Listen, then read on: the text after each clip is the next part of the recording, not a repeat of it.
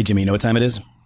Game time. It is time to order Doc and Devo gear for Christmas presents, whether it's for yourself, which are like the kind of presents I like to get. I like to get myself presents. That's the best kind of present. Because people don't know what to get me. Then you know it's not bad. Yeah, I know it's good. Exactly. It's going to fit. It's going to be the one I want. And I know what our listeners want. They want Doc and Devo gear. And I know you put together some kind of a sale, some kind of a thing, right? Where like if they order 2 T-shirts, they get 15% off, right? That's right. 15% off and free shipping. Free shipping anywhere in the continental United States. Anything within the U.S. So no Canada. So no Alaska. Get your Christmas D&D gear. Go to jofostore.com. That's JOFO store.com for 15% off, 2 or more T-shirts, and free shipping.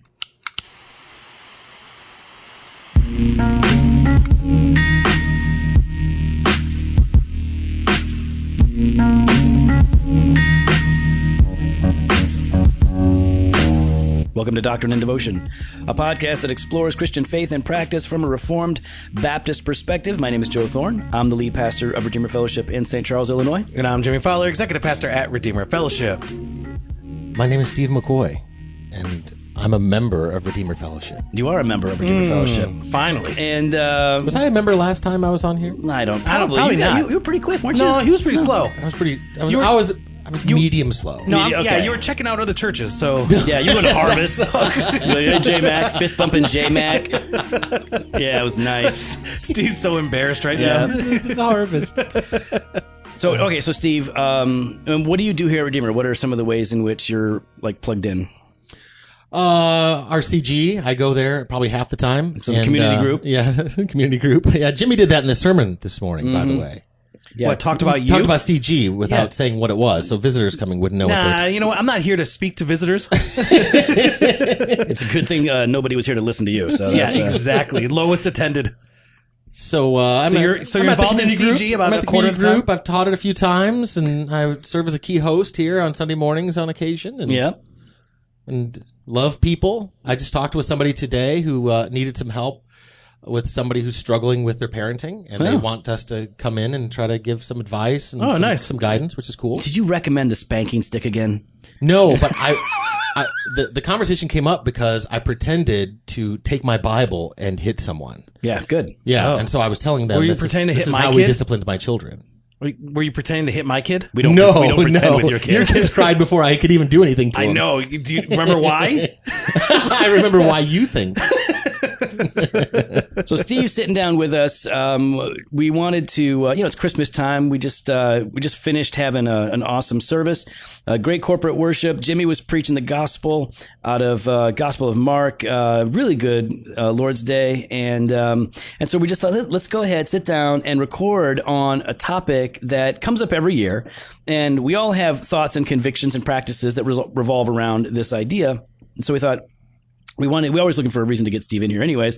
And just so happened. Or to keep him out. We're doing both. Yeah. Get in and get out. Yeah. This is my second time, so it's not like you're looking for lots of reasons. We are always looking for, this is how hard it is to come up with a good reason. Because it's like we can't, we're always. Yeah, we're like, no, Steve can't handle that. Yeah, Let's not talk about that. Yeah, this is theology. Let's find something else we can talk about. So today we're going to talk a little bit about Santa Claus.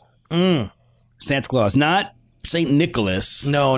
No, he cool. Yeah. So now Santa Claus. Yeah. Now, Steve, spoiler alert, if there's parents with children that are listening who've been lied to. What'd I say? No, stop it. Steve, I'm going to let you know, it's time for you to know. Santa Claus is not real. But he's in lots of movies. Yeah, no, just because you see him in films like Black Christmas. Silent Night, Deadly Night. You know what? I don't remember seeing Santa Claus in Die Hard. It's an interesting note. Yeah, no, he's not in there. No, but the hat is. Listen, and it says ho, ho, ho. Here's the thing. Bruce Willis is metaphorically Santa Claus in that, because he's sneaking down the vents.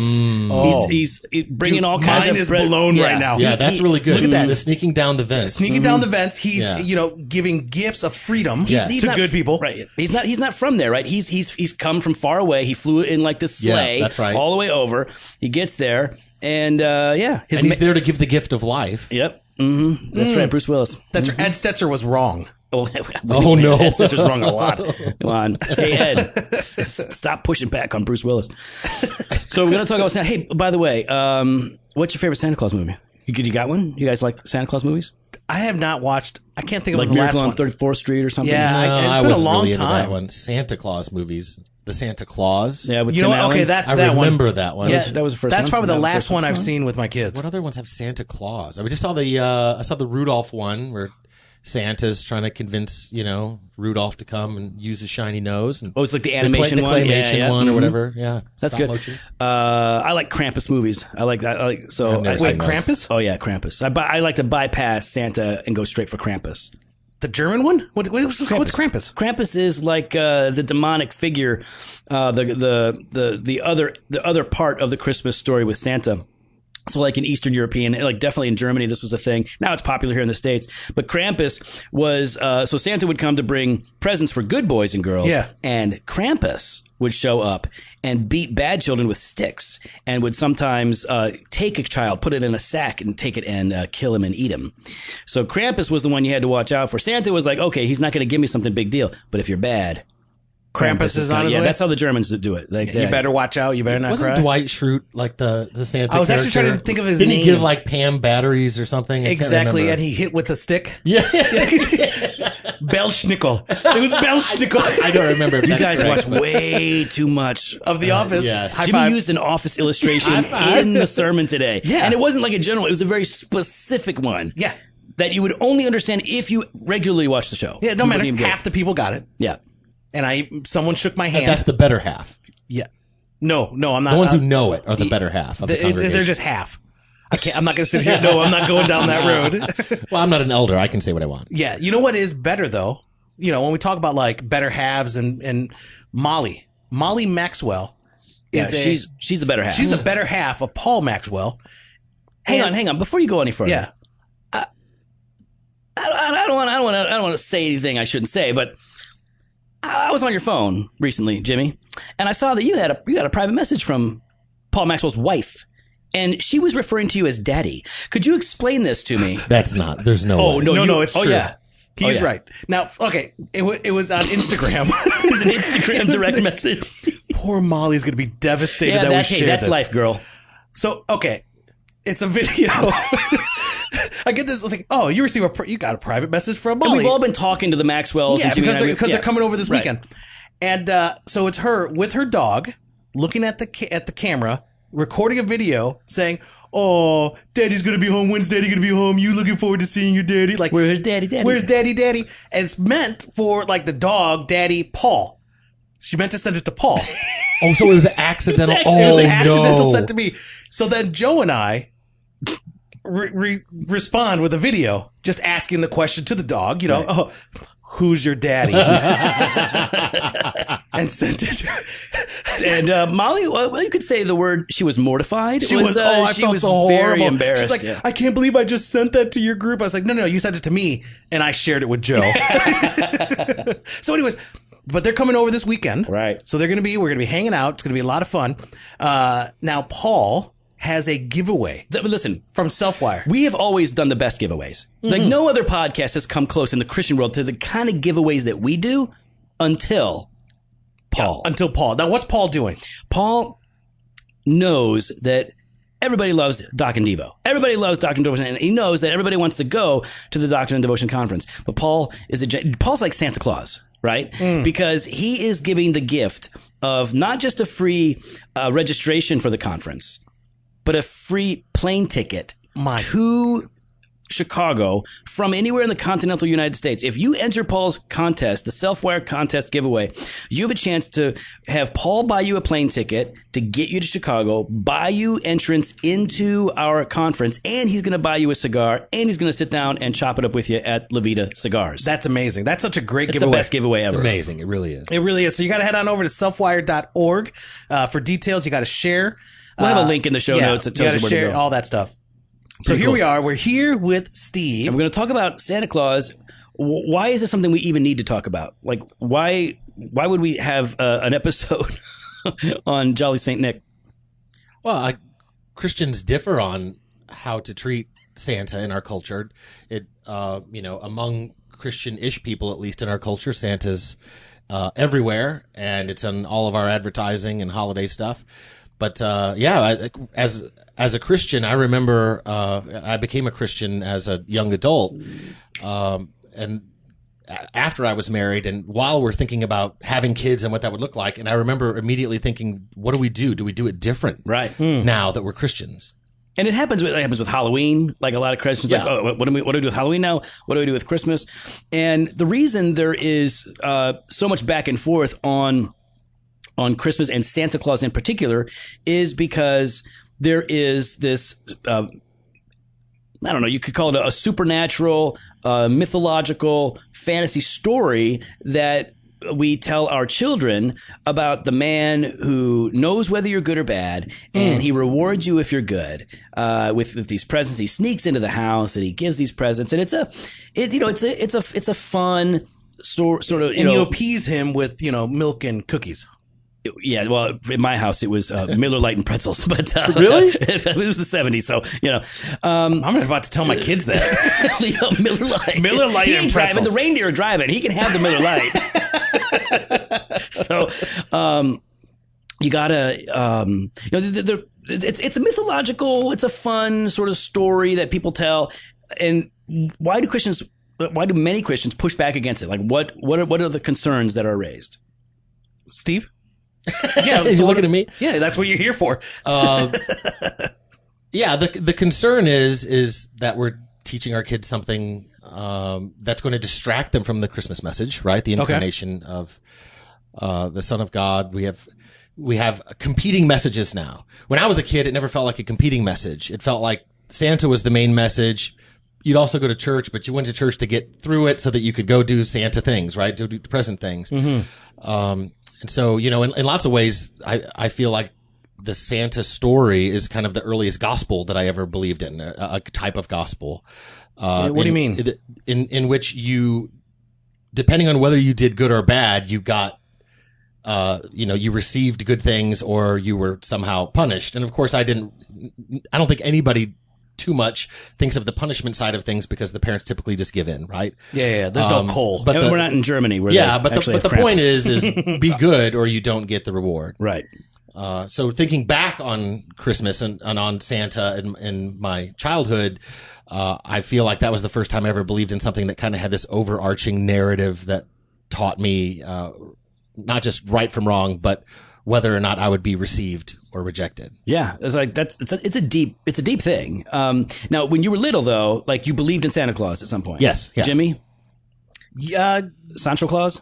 No, I did not believe. I don't know how that works. I don't know how it works. No. I probably believed until like I was 6, 7. Yeah. I believed until about 5 or 6, right in there. Yeah. So all of our parents, lied to us and told us to base our hope of eternal reward on how good we are. So that's great. How far did they go? Like you guys got presents that were written from Santa? I did. Some of we had stockings, and that was all from Santa. And then we typically had at least one good thing that was also from Santa, and occasionally something under the tree that was also wrapped in my mom's handwriting said Santa. Did it have special paper that it wasn't matching the other one? I don't remember. We had special paper. No kidding. It was crazy. What about you, Jimmy? Yeah, I think it was all from Santa. Everything was just Santa? Yeah. I had a lot of friends like that. Everything was from Santa. Everything was from Santa. Probably so that you wouldn't bother your parents the rest of the year. Because then they know. I don't do it. Santa does. You got to go bother Santa. That's interesting. You know what? I have never thought of that. You don't have to put the pressure on your parents to get you things for Christmas because it all comes from Santa. You can call that Santa hotline. All you got to do is go to the mall, sit on a lap, say what you want, and then the parents get off. And then do what you want to do. Because it's your thing. Wow. My parents actually went to the trouble of ringing sleigh bells early in the morning outside my window to fool me that Santa was just taking off. They went for it. Man, I believed it.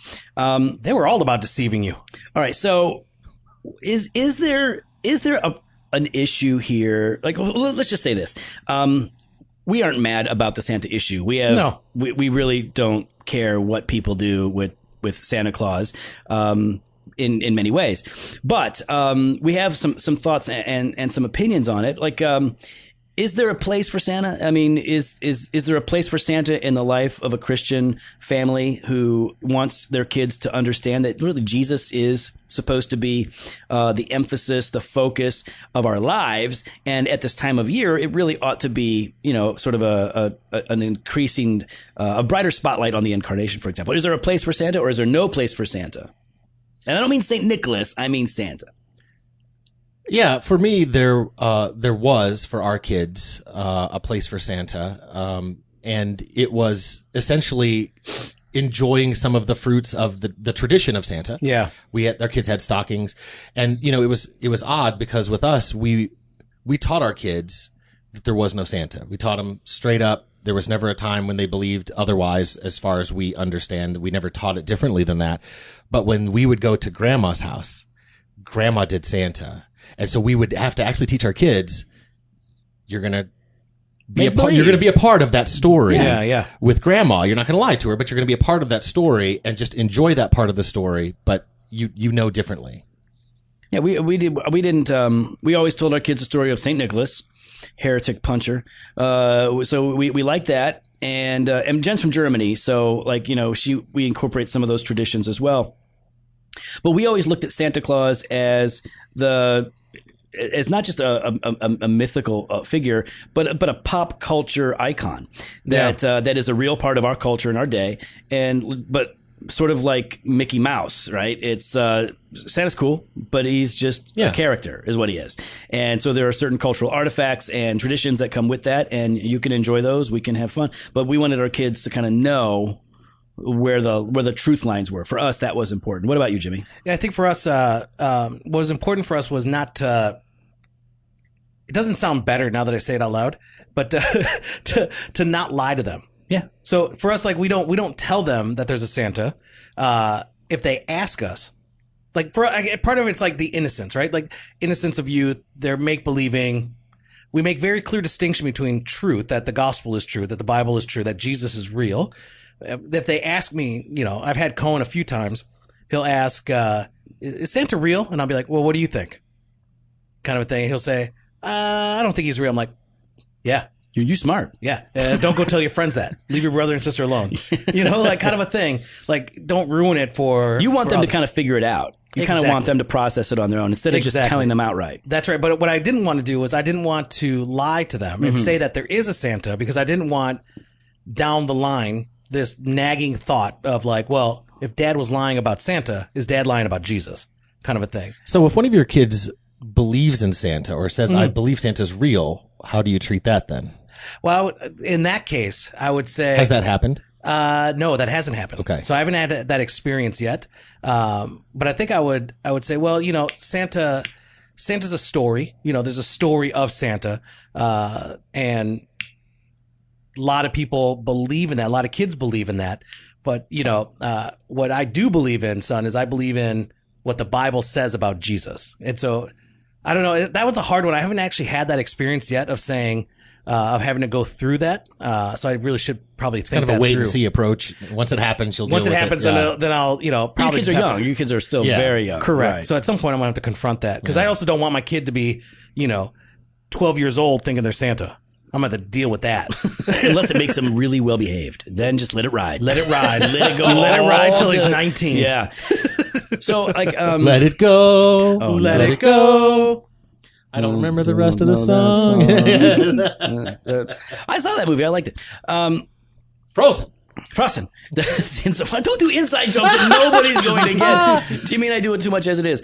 So one of the thoughts that I've been pushing this year and pushing kind of through my own processes, and it's been coming out in some of my teaching, is that some Christians are overly concerned about Santa.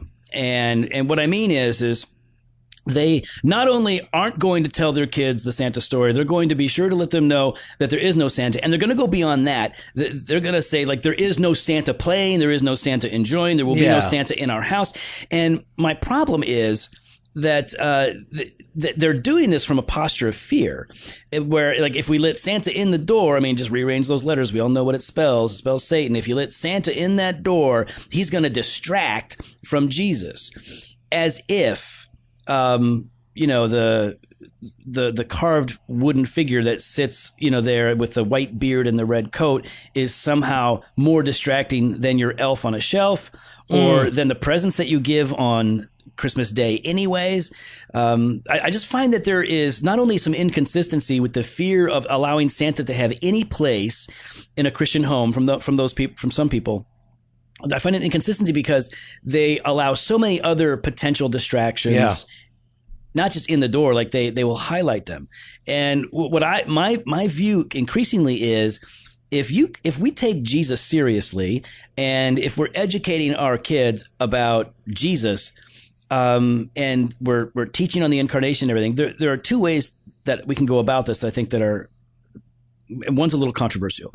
One is that we don't have to be afraid of Santa because they know that Jesus is real, that Santa is not. We can play the game and all of that and allow Santa to come in on whatever level we deem appropriate. But we could even not do the incarnation thing at all at Christmas time. We wouldn't have to mention, we could celebrate an American Christmas, right? Which would mean no Jesus, just good tales of morality and transformation and generosity. And I don't think it would hurt anyone's faith if we didn't push Jesus, in other words, if we didn't follow the liturgical calendar when it comes to Christmas or Easter. I don't think it would necessarily hurt our kids if we're doing our job as disciple-making parents throughout the year. What do you guys think? Yeah, I think you're right, Joe, because I think what we put is too much emphasis on the discipleship during that season rather than discipling our children holistically, right? Is that what really kind of trying to refer to? Because I think, listen, I love Christmas. I like the Advent Christmas Christian aspect of it, and I like the secular Bing Crosby aspect to it, right? I like all the Christmas. I like Santa Claus. I like Krampus. I like Die Hard. I like all of Christmas. But it all has its proper place, right? So Jesus is Lord and King, and that is universal all year long. The calendar is moderately, I wouldn't even say important, is moderately interesting and helpful to me at times. But these other things are so small. Like Santa Claus is a very small figure, is a very small idea. He's not real. And I don't think there's anything to be afraid of. So if I didn't, even if, I know Christians who would say, we don't do Christmas at all. Don't do Santa or don't do Christmas. They don't do the Christian aspect of Christmas. They only do the secular, and they're serious Christians who are sold out for Jesus. They are all Jesus all the time, but when it comes to Christmas, they're like, we're not going to try and demean Jesus and demote him into a holiday figure. Okay, that's for Santa. Santa gets the holiday figure. He's the centerpiece on the table. That's fine. Jesus is bigger than that, so we're not even going to play that game. So I'm just saying, I've known other people who kind of go in an extreme direction, but I don't think it's unhealthy. I just think it's on one end of a spectrum that says we're going to keep Jesus first and foremost in our hearts and in our lives, and we're going to have a good time at Christmas time without getting into that fight about what place Santa should have. I find that odd. Do you find that odd? I don't know if I find it odd. I think it's interesting to discuss. I mean, maybe that's the same thing. Yeah. It made me. I mean, we basically we didn't define it this way when our kids were small, but we basically taught it this way. There's 3 laws of Christmas. The first is there's no Santa, as much as that doesn't seem helpful for some people who want that aspect. But then the other 2 were, but you're not going to tell anybody else to our kids. You're not going to tell anybody else that. And you're also not going to judge anybody else for that. And so when you talk about how some people do it, even serious Christians, and they go ahead and do the Santa thing full on. Oh, I don't mean they pretend that Santa's real. So what? Okay, then I didn't understand what you said. I just mean that they can enjoy all of the secular aspects of Christmas without trying to drag Jesus into it.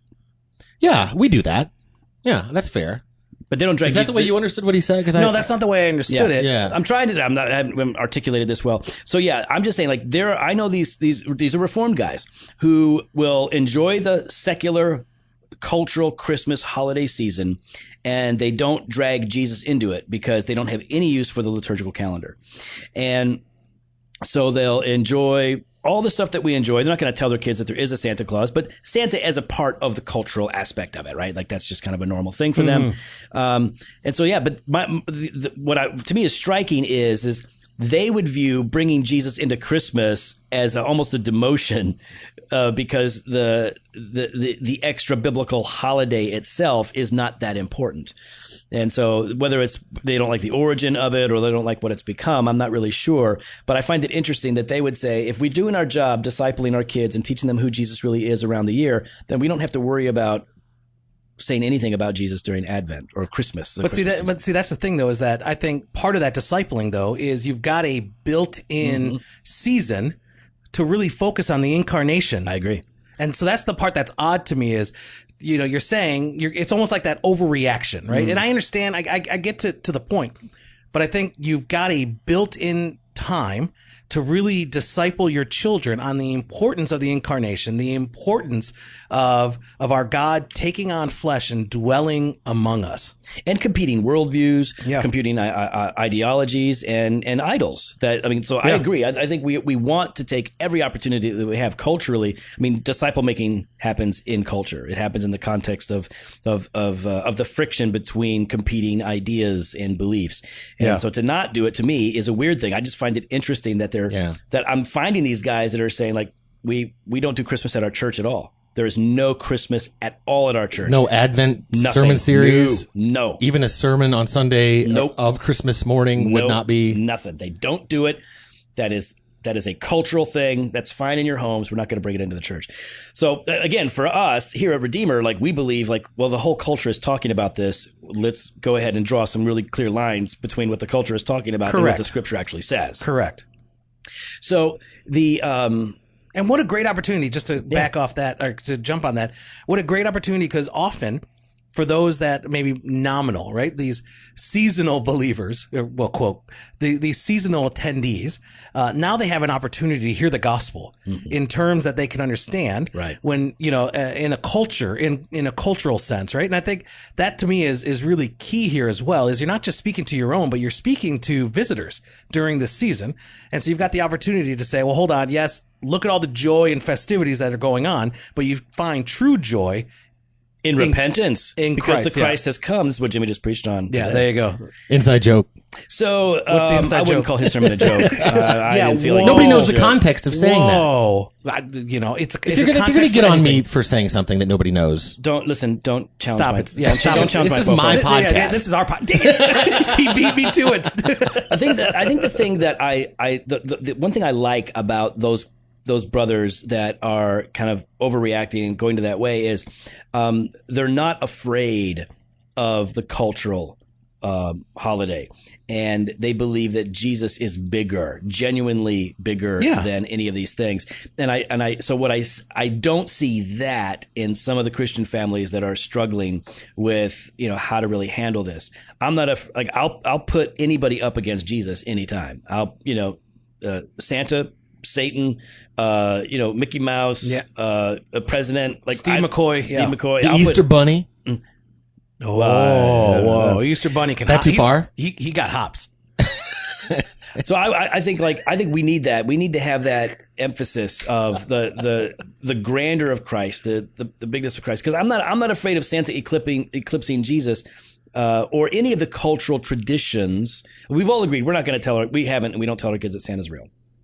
But I'm not worried about these things distracting my kids from Jesus. I'm more concerned about whether or not I'm teaching my kids enough about Christ. That's for me a more important. Well, can I kind of, because I think this leads well into something I'd like to say, which is one of the main ways that we parent our children is along the way, the Deuteronomy idea, right? That as you're going along your way, you're teaching your kids the stuff that are in front of them. The same way Jesus would use the world around him and make sure people could connect to eternal truths using things in culture and the world and the way God has built the, ecological systems, the economies of the world, all of that.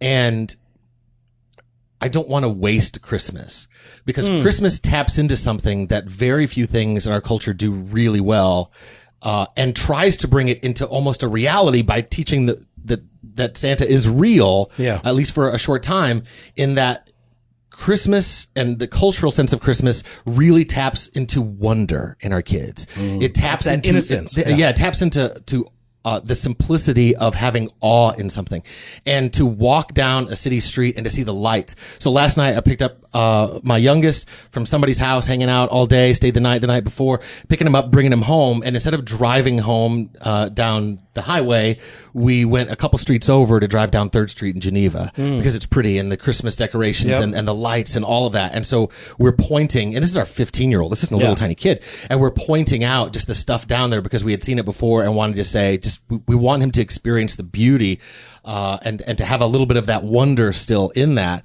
But when our kids are at their youngest, their sense of wonder and their ability to believe in Santa, it's the culture's way of tapping into something that does feel pure, even when it's a lie, if you want to say it that strongly. And I don't want to waste Christmas. I want to be able to use their ability to understand, to use a more military term, shock and awe, and to be able to say, when they're at their younger ages, look at who Jesus is, look at what the incarnation is, and to let them go, that's crazy, that's amazing, that's astonishing, in the same way that we teach them to do that in cultural ways, that get far but don't go far enough to really say, this is what is bigger and more beautiful, and the lights are brighter. This is the light of the world, not just these pretty lights around us. So that's something that we wanted to do with our kids, and we did it to some degree of success and to some degree of failure, but to push them through that time period in their life to enjoy the beauty and the glory of the incarnation of Christ. So what you're talking about there, and I like really, that, Steve. I really like that. And Steve's new book, Don't Waste Your Christmas, coming out through Desiring God Publications, will be available at the end of December. Forward by Ed Stetzer. Oh, come on. So you specifically mentioned like this phenomenological experience, right, of lights and grandeur, this sort of emotional and imaginative component, right, of the holidays that taps into our kids. And you're saying like we ought to take those opportunities and help lead them through that beyond the culture and to the Christ, right? So I like that. It makes me think of another aspect of Christmas, which is like the true like American like traditional Christmas, not the not Santa Claus so much, but the idea of personal reformation, of character, of generosity. A Christmas Carol, for example. Right? So all stories like that, those like stories by like Washington Irving and Charles Dickens, those guys wrote stories in the 19th century that helped to shape and actually transform Christmas in America, which had really fallen out of favor after the American Revolution. And so in their writing and pushing on this idea of compassion, of family, of forgiveness, and how people can be better and should be better is a really noble thing to talk about. It's about like there's dignity in people, and we ought to therefore show compassion and honor them, and we can become better people. And I like the idea of what you're saying and applying it to the moral aspects of the traditional American Christmas, to say we all like the story of Christmas Carol. I think most of us do anyways. I mean, we all have our favorite version of it. I know Jimmy's is probably Scrooged, but with Bill Murray, but which is a Christmas classic. We like those stories because it taps in to this idea of not only like moral character, but becoming better people. And so and a lot of people like we talk about it. Hey, people are a little bit nicer around this time of year. I've talked to a lot of salespeople and bank tellers and whatnot when I'm going in. I'm like, how are people? Like, well, people are generally in a better mood right now, by and large. And some of the pushback sometimes from Christians is like, well, this is just superficial. People are pretending to be nice. They're pretending to be better. They're not being real. And what I want to say is, well, first of all, I think whether or not they're pretending is up for debate, but they want to be better. There is something in us that says like, I want things to be better. And so Christmas is kind of highlighting that need for us to be better, which that is another thread or a theme that we can take into what you're talking about. How do we lead from character to Christ, culture to Christ? Christmas is the the culture's way of saying I have eternity in my heart, but I don't know what to do with it, and this is the best we can do. I heard Chris Thiele, who's a musician, singer, songwriter. He was on NPR or some show playing music, and he talked about walking in New York City and seeing the amazing lights, and he made this song called Metamorphosis because we have a culture that's angry right now. Yeah. And where people are frustrated, and politics and other things. And he talked about maybe Christmas points us to something, a pathway forward for a metamorphosis in our culture. And I thought that's so great and beautiful. And I love it. It just doesn't go far enough. And I want to point to Jesus and say, he's the ultimate fulfillment of this. This is, in the same way every Lord's Day is Easter. Talking about all those moral things and everything else. That's Christmas. And I love that. And I think we can use Christmas to say, this doesn't have to just be this time of year. There's someone who can bring this kind of joy and teach us that kind of generosity all at the same time, all year round. Yeah. We don't have to be adversarial about it. That's right. It's And that's part of what puts a bad taste in my mouth. It's like, we're going to disagree with the world and the materialism and the greed and all of that. But the yearning to become, the yearning to have enough, there are ways in which we can say, like, okay, so this is going wrong potentially here, or this is definitely going wrong here, but at the heart there is a need that can be met by Christ. And so I think rather than being adversarial and combative about we're going to take back Christmas, instead we can help lead the way with, I don't know, optimistic enthusiasm. I'm not afraid. Like, I don't mind fighting. Like, fighting is fine, but I don't feel like this is a fight that we need to have with a culture as much as it is a context in which we get to compare what we have, the truth that we have in. Yeah, instead of a fight, it's take the opportunity. Yeah. So, all right, let's do this, Steve. We wanted to have you on to ask for some advice. All right, so we got lots of people here at the church that are having lots of babies. We're very, we keep up the conjugal love here, as Richard Baxter would say. Yeah, I like that. Yeah. So, what do you advise parents to do as it relates to Santa and Christmas? Like, can you give us some bullet points? Can you give us some general directions? Because they're raising kids, and we all figure it out as we go. But as a guy that has been there, done that, and your kids are now, oh, by the way, your 15-year-old is the size of a 25-year-old gorilla. My gosh, he's a huge hoss. What advice would you give? There's a number of things.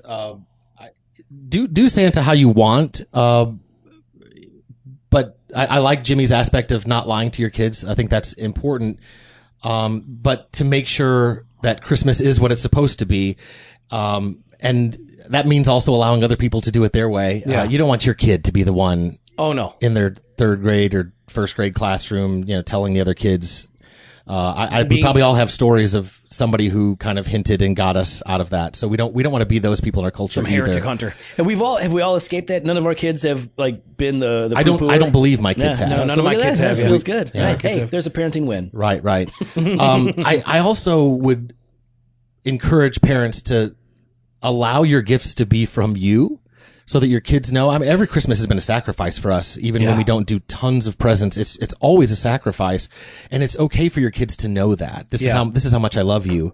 This is what many it means dollars worth. This many dollars. But I mean, it's the sacrifice aspect of it is that I'm trying to do something that's a blessing to you, not because I have to culturally, but because I want to. Yeah.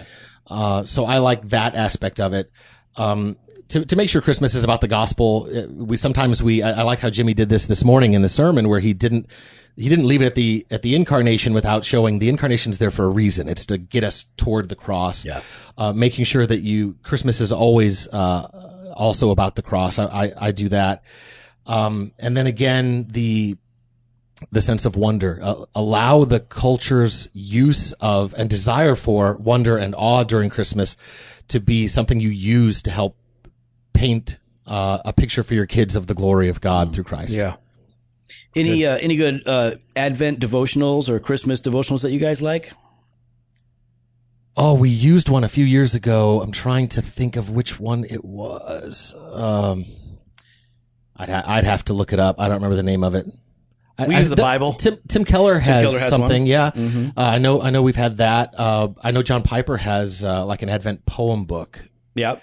as well. Paul David Tripp has one. I haven't read it, but I hear good things about it. Come Let Us Adore Him, Daily Advent Devotional. We haven't used that. It's like you were saying, Steve. Like all of these are opportunities, right? And like we have them all year long in a variety of ways. These are just so on the nose and obvious. Like we have no excuse to like take every opportunity. We've read some of these to our kids during like breakfast. We've done some of the devotional things. Mm-hmm. We do an Advent calendar with candles, and we do a lot of different stuff. But there are a lot of things that you can use out there, and there's Advent devotionals out there for free by good churches that you can just download. Like you don't even have to spend money on there. You just go to the library, get online, and go and download them. Yeah, Nancy. By the way, sorry, Nancy Guthrie's "Come Thou Long Expected Jesus," I believe, was the one that we used a while back.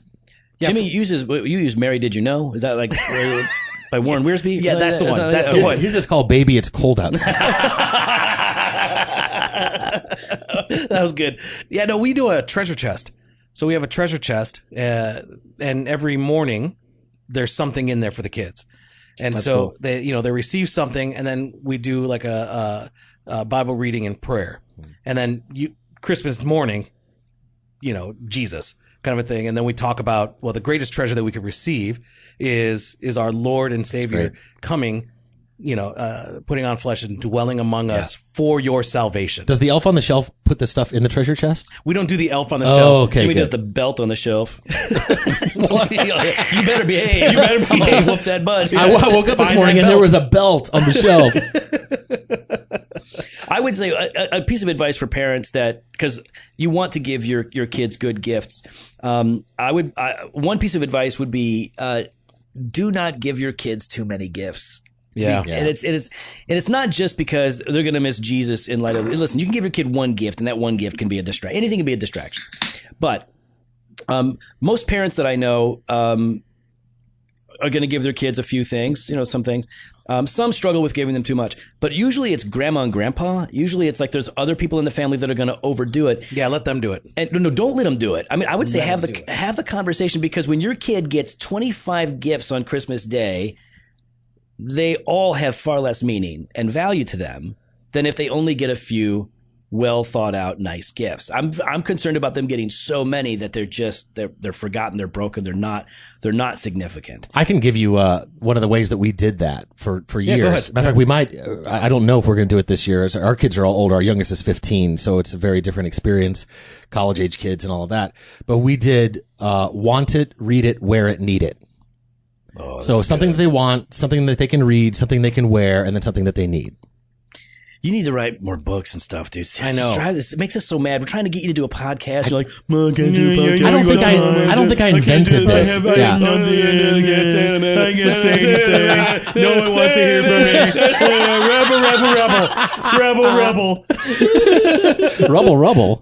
Rebel. All right, so okay, say that again. Your way of helping your kids think through simplify Christmas and the gifts of Christmas into want it, read it, wear it, need it. Dang it. That's why Steve's such a good parent. That's why he's so good. Will you be my dad? Please. Who's your daddy? Steve? Paul Maxwell. Paul Maxwell. He's everybody's daddy. At the same time, though, I think I love your advice, Joe. I also think don't give cruddy gifts, though. Don't give cruddy gifts. Like they should be thoughtful. Thoughtful. Yeah, that's just it. Like unless they're the cool. Like my son Elijah has candy corn socks. They're amazing. Travell has Abe Lincoln socks. Yep. Oh, that's right. Yeah, that's right. So like Cohen, when he was younger, we only had a few gifts, and they were all like clothes. And so he started opening them. He's opening them, and by like the fourth one, he's like, "I'm done. I don't want done." And we're like, "No, open up one more." He's like, "Nah, out." I'm like, dude, I promise it's a toy. He's like, oh, okay. Yeah. Well, I mean, and we got to be careful how we explain that, right? Because some people do not have money. They don't have much money at all. And so, sometimes the gift is going to be very inexpensive. But what you can, I think the thing is I'm not talking about expensive. If you're honest with your kids about where you're at in life and how the family is doing. And obviously some of that is age dependent, how much they understand, but they're going to know that mom and dad sacrificed, to use Steve's word, they sacrificed to give me this gift. And I know they want to give me good gifts. They want to give me more even. So I think what you're saying, Jimmy, is you have to have them in mind when you're giving the gift. Correct. Not yourself. I know, like Jen, anytime like she looks at someone's wish list on Amazon or something, she's always like, great. This is what I get to choose from. And it's like, well, listen, hon, it's not about what you want to give them. It's about what they would desire and like to have. And you're kind of focused on, like my mom would be like, what do you want for Christmas? And I would say, I want Stomper Mountain. It's this foam mountain and the Stomper truck rides up it. And she goes, love Stompers. Stomper Mountain? Well, here's what she said. She goes, you don't want that. Well, no, actually, that's why I told you that's what I want. It's exactly what I want. I want Stomper Mountain. And, but she always would set aside oh, this is such a dumb gift to give me something that I actually desired. Yeah. So I think what you're talking about there, just to put a finer point on it is, and maybe you could expand on this. So giving them a cruddy gift is giving them a gift that what? It isn't something that they would enjoy or value or could use well. Correct. It's not something like that they're desiring or needing. It's what you're putting upon them. So it's like, well, my in-laws don't listen. My wife's side of the family, I told them years ago, stop giving me gifts. Just stop. Just give me an Amazon gift card. I'll get what I want from that. And it was just because they, the joy and wonder of Christmas. Yeah, the joy and wonder of Christmas. Because of distance, they only know so much of me. And so they're left to guess upon themselves. You think it's going to blame it on distance? Is that what you're blaming the I'm trying to give the benefit of the doubt here. Oh, okay. All right. There's going to be some disconnect on the things that I like and the things that I read and the things that I do, my hobbies and stuff. And so I don't want to leave them guessing because I think part of it too is as you receive a gift, part of the value of the gift is using the gift. Mm-hmm. And so if I'm not going to use the gift, I'm not going to properly appreciate the sacrifice that they did in giving me that gift. So sacrifice in the way I want you to sacrifice so that I can enjoy your sacrifice. There you go. I think one of the things to keep in mind when you're I'm a horrible person. Here's what good husbands and good wives and good parents do, and I'm not claiming to be one here, is they don't need a list from their kids or their wife. No. They know. They're paying attention. They heard their spouse say, like Jen, I mentioned it once in passing that I really wanted these bourbon glasses made by Bullet, and she got me a set of those, which shocked me and greatly pleased me. She had me in mind, and I was on her heart like a good parent. Yeah. It's not wrong to have a list or to ask for a list, but you shouldn't need it if you're paying attention to your child. This is why God, who loves us as a father and is kindly disposed to give us good gifts, knows exactly what to give us. It's not just because he knows everything. It's because he knows us and he watches us and he cares for us and he's involved in our lives. And a good parent or a good spouse will do the same thing. Yeah, I totally agree with that. All right. So bottom line is don't lie to your kids. Let them enjoy the holiday. Yeah. Point them to Jesus and watch Die Hard. I agree with most of those things. No, nothing. You can't enjoy Christmas until you see Hans Gruber falling off Nakatomi Tower. Yeah. That's good for you guys. In slow-mo. I'm happy to watch it at Christmas, but also every other time of the year, just like any good movie. No. See, we watch all of them in order. You got to skip 2. No, I like 2. 2 is terrible. I skip 4. I don't think I've ever seen anything but the first one. The first one's good. The third one is good. Third one's good. You could still do the second one. Second one's all right. Second one's all right. It's better than... It's not better than 3. No. I agree with you on that. Yeah. It's better than 4 and 5. Yeah, Bruce Willis jumped the shark, Yeah, he did. He Fonzied that thing. He did. And not so great. Hey. Spoiler alert, I haven't seen it. Thanks, though. When he jumped the shark? Oh, man. It's okay. amazing. He lives. It's amazing. So, Jimmy, if we want to hear from people on this, we want to hear, hey, are you pro-Santa? Are you anti-Santa? Do you celebrate Christmas at all? Are you Jehovah's Witnesses? What do you do? You can follow us online on Instagram and Twitter at Doc and Devo, or on Facebook / Dr. Devotion. You can head on the website, drdevotion.com. There you can contact us. You can sign up for the email blast or hit up the store, jofostore.com. You don't want to give cruddy gifts. And give the gift of the Jofo. Yeah. Everyone wants that. We have our 2019. That fits the wear it category, by the way. It does. Yes, it does. And does. Desire it. And need read it. And read it. Oh, perfect gift. Christmas shopping. You're done. welcome. Fresh pod every Monday and Thursday. Blog posts on Wednesdays. Video content when available. Later.